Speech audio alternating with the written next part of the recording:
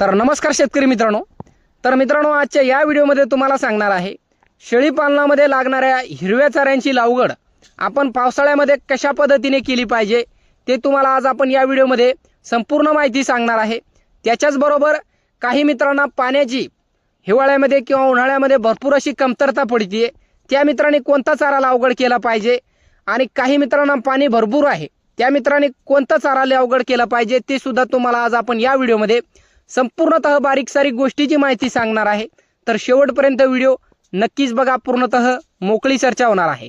सुरुवात जर बघण्यात झालं मित्रांनो, काही मित्रांना अर्धबंदिस्तमध्ये काम करायचं असतंय, काही मित्रांना कायम बंदिस्तमध्ये फिरस्तीमध्ये तुम्हाला एवढ्या चाऱ्यांची किंवा काय एवढं तामझाम करण्याची गरज पडत नाही चारा लागवड करण्याची. पण मित्रांनो, अर्धबंदिस्त किंवा बंदिस्तमध्ये जर तुम्हाला काम करायचं असेल शेळीपालनामध्ये तर हिरवा चारा तुमच्याजवळ असणं खूप गरजेचं आहे. तर मित्रांनो, जर तुमच्या क्षेत्रामध्ये पाण्याची कमतरता जर तुम्हाला नसेल, पाणी भरपूर असेल, तर तुम्ही कधीही कोणताही चारा लागवड करू शकता. त्याच्यामध्ये हातगा असेल, तुती असेल, दशरथ घास असेल, मेथी घात असेल, इंडोनेशियन नेपियर असेल, वेगवेगळा 5G असेल, 4G असेल, कोणताही चारा, दशरथ घास, मेथी घास, संपूर्ण चारा आपण लागवड करू शकता. शिवबाबुळ असेल, तुती असेल, तर ते तुमच्या मर्जीवरती आहे तुम्ही कोणता चारा लागवड करताय. आणि एक फायदा असा आहे मित्रांनो, तुमच्या मनानुसार किंवा तुमच्या इच्छेनुसार तुम्ही कोणत्याही ऋतूमध्ये चारा लागवड करू शकता. कोणत्याही, तुमच्याजवळ जर पाण्याची कमतरता नसेल, एनी टाईम तुमच्याजवळ पाणी असेल चांगल्या पद्धतीचा, तर तुम्ही हिवाळ्यामध्ये सुद्धा लागवड करू शकता, पावसाळ्यामध्ये सुद्धा लागवड करू शकता आणि उन्हाळ्यामध्ये सुद्धा तुम्ही तुमच्या इच्छेनुसार चाऱ्यांची लागवड करू शकता. एकमेव तुम्हाला जबरदस्त फायदा हा एक बघायला मिळतो जर तुमच्या क्षेत्राला पाणी जर तुमच्याजवळ हिरीला किंवा बोरवेलला तुमच्या चांगल्या पद्धतीचा असेल तर. आता राहिला प्रश्न, काही मित्राजवळ पाण्याची कमतरता असते. आता पाणी कमतरता पडते पाण्याची, तर बघा मित्रांनो, तुम्ही फक्त उन्हाळ्यामध्ये तुम्ही चाऱ्यांची लागवड करू शकत नाही आणि हिवाळ्यामध्ये सुद्धा तुम्ही चाऱ्याची लागवड करू शकत नाही. एकमेव ऑप्शन म्हणजे तुमच्याजवळ तो आहे पावसाळा.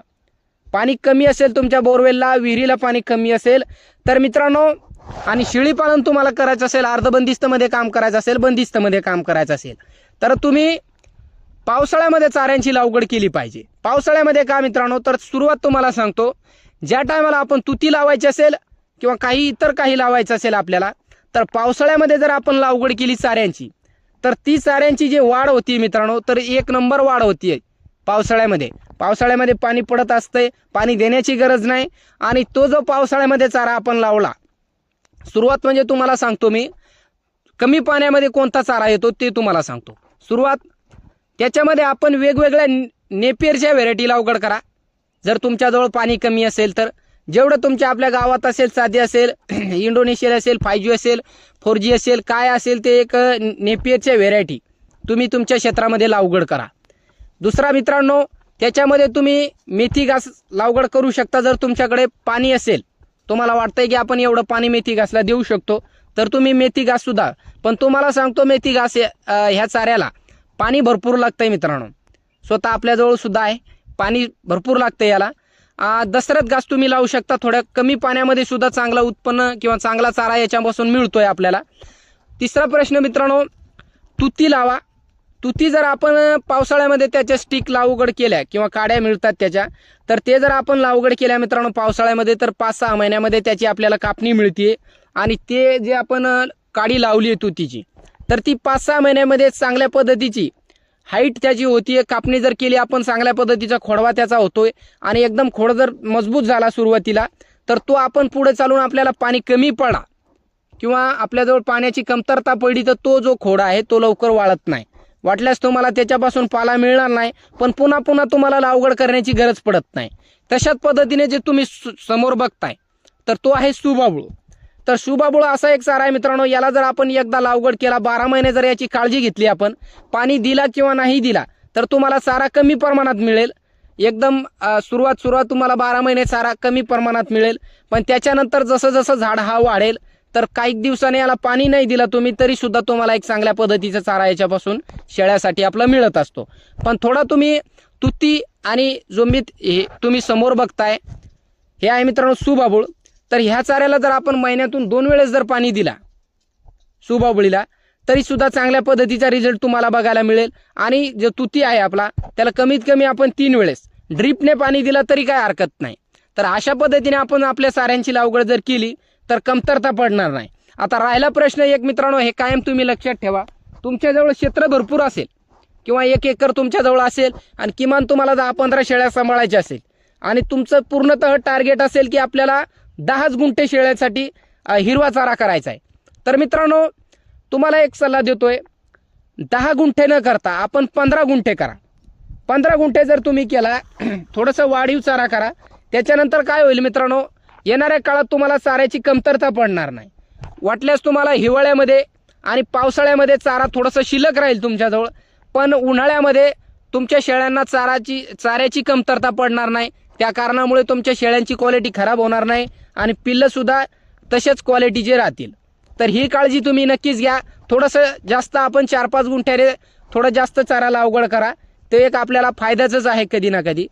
आता राहिला प्रश्न जे तुम्ही समोर बघताय, तर हे मित्रांनो आपण आपल्या क्षेत्रामध्ये तर भरपूर तुम्हाला सांगितलं आपण मालकी जंगल इकून तिकून, तर त्याच्यामध्ये आपल्याला पाला तर भरपूरच मिळतोय।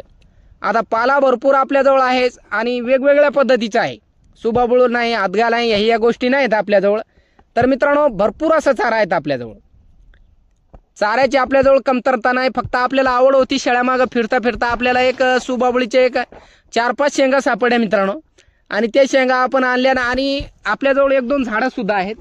तर ते एक झाडं असे आवडीनं खातात पिलं। एक नंबरमध्ये एक सर्वात जर आवडीचा चारा म्हणला तर एक तर मेथी घास आहे शेळी पालनामध्ये, अन्यथा मग एक सुबाबुळ, याचे काड्याने काड्या आपले पिल्ल्यानं खाल्ले मित्रांनो।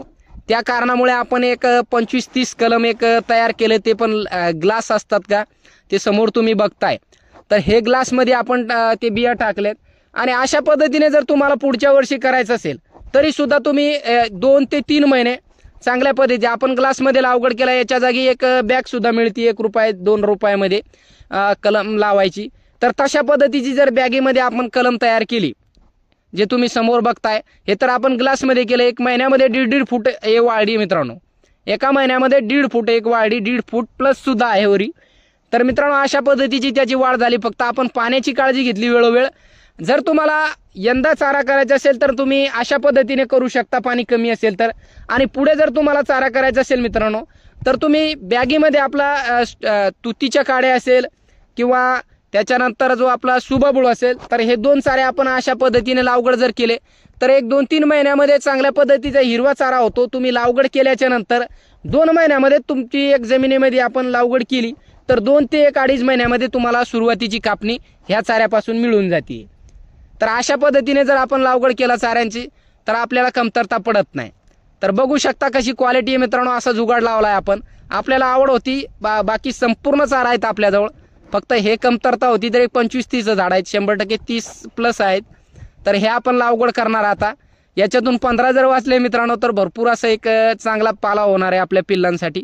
वेगवेगळ्या पद्धतीचा पाला आपल्याला लावण्याची आवड आहे, त्या कारणामुळे हे लावलं आपण। तर मित्रांनो चांगल्या पद्धतीत तुम्हाला सांगितलं आपण, तशा पद्धतीचे तुम्ही चारा लागवड करू शकता आणि शेळी पालनामध्ये तुमचं एक चांगलं उत्पन्न तुम्ही घेऊ शकता। तर मित्रांनो कसा वाटला व्हिडिओ कमेंट करून नक्कीच सांगा। व्हिडिओ आवडला असेल तर आपल्या एक मित्रांना शेअर करा, ज्यांना कोणाला नवीन शेळी पालनाला सुरुवात करायची असेल त्या मित्रांना। तर व्हिडिओ पाहिल्याबद्दल मनापासून धन्यवाद।